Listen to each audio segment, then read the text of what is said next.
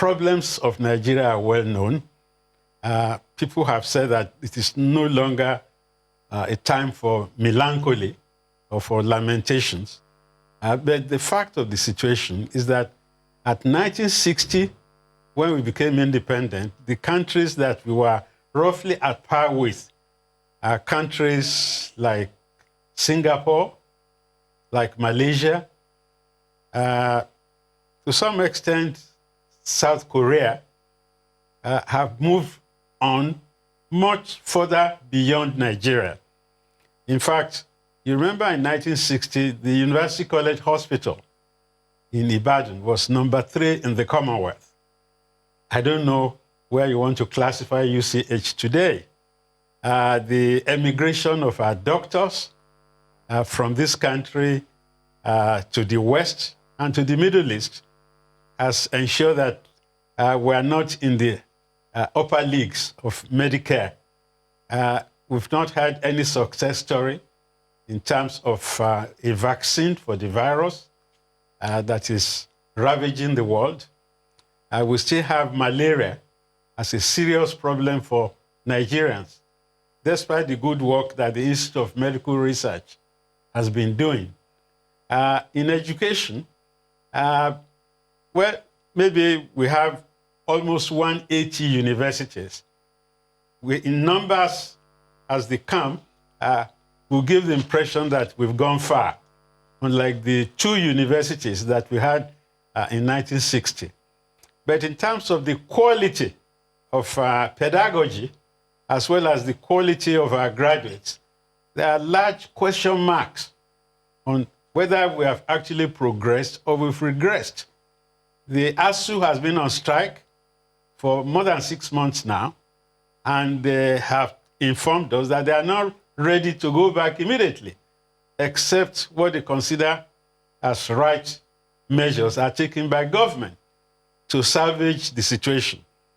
Many of the children of the ruling class no longer pursue higher education in Nigeria.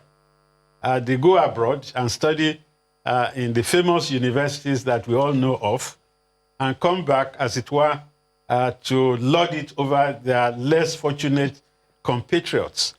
So that's education score.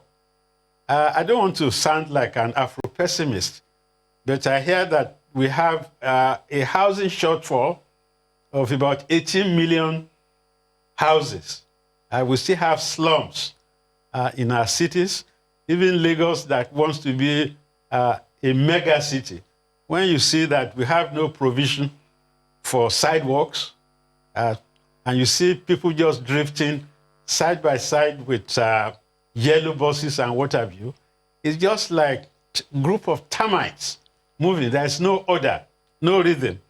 And we've been making a lot of noise about the progress we've made in the railway system.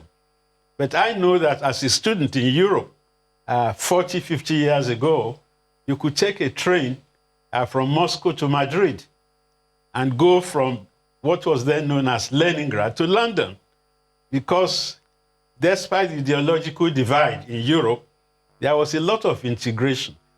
The rail lines that we are putting up, I noticed there are no electricity connections. Fast trains were not contemplated by the Chinese.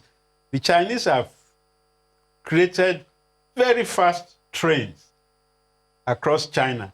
And if you're talking of Russia, you know of the Trans-Siberian Express from Vladivostok right up to St. Petersburg. Those trains that I see running on diesel, they can't compete with the modern trains that you find in Europe. What we saw as young people studying in Europe is a far cry from what we are celebrating here.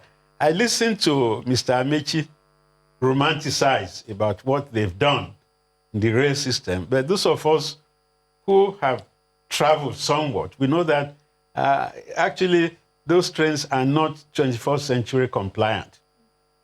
When you are having electric trains, fast trains that could make Abuja from Lagos within a few hours. Because I still remember in my student days more than 50 years ago, you could take a train from Kyiv to Moscow, the overnight express. You go board the train in Kyiv at about 8 p.m. and 6 o'clock in the morning, you land in Moscow every day. So that's the type of thing that we ought to be envisaging. In other words, I'm saying that we've not even dreamt as largely as we could have.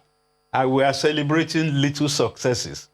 I think Nigeria has not been well served, and many Nigerians are not enthused. They are not happy to celebrate 60 years. I remember when India celebrated 60 years of its independence.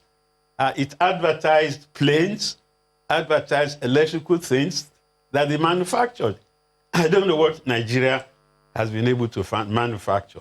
You remind me of what my late friend Claude Akin characterized the Nigerian political economy as a disjointed, or what he called disarticulate system.